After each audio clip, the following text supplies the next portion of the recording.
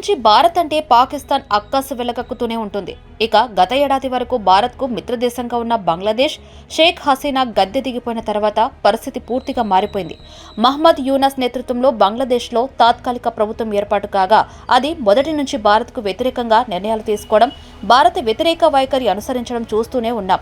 ఈ క్రమంలోనే భారత్కు బద్ధశత్రువులుగా ఉన్న పాకిస్తాన్, చైనాలతో మహ్మద్ యూనస్ చేతులు కలుపుతున్నారు.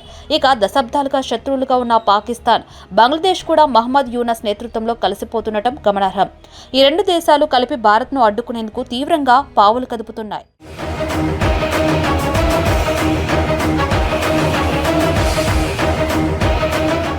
భారత్ బంగ్లాదేశ్ ద్వైపాక్షిక సంబంధాల్లో ప్రస్తుతం తీవ్ర ఉద్రిక్తతలు నెలకొన్న వేళ ఈ అవకాశాన్ని తనకు అనుకూలంగా మార్చుకునేందుకు పాకిస్తాన్ సిద్ధమైంది. బంగ్లాదేశ్ జనపనార ఉత్పత్తులను దిగుమతి చేసుకోవడంపై భారత్ నిషేధం విధించిన కొద్ది వారాలకే బంగ్లాదేశ్కు పాకిస్తాన్ గుడ్ న్యూస్ చెప్పింది.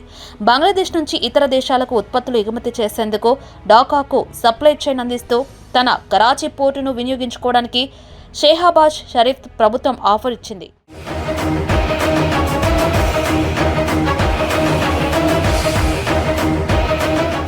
1971 బంగ్లాదేశ్ విమోచన యుద్ధం తర్వాత బంగ్లాదేశ్ పాకిస్తాన్తో ఆర్థిక సంబంధాలను దాదాపుగా తెంచుకుంది.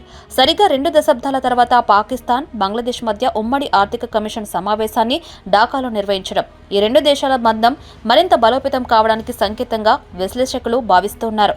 భారత్ బంగ్లాదేశ్ సంబంధాలు దిగజారడాన్ని సరైన అవకాశంగా భావిస్తున్న పాకిస్తాన్ కరాచీ పోస్టర్ను బంగ్లాదేశ్కు ఇవ్వడం ద్వారా తన ప్రాబల్యాన్ని పెంచుకోవాలని పాకిస్తాన్ భావిస్తుంది. కరాచీ పోర్టు ద్వారా చైనా, గల్ఫ్ దేశాలు మధ్య ఆసియా దేశాలతో బంగ్లాదేశ్ వాణిజ్యాన్ని పెంచుకునే అవకాశం కలగనుంది.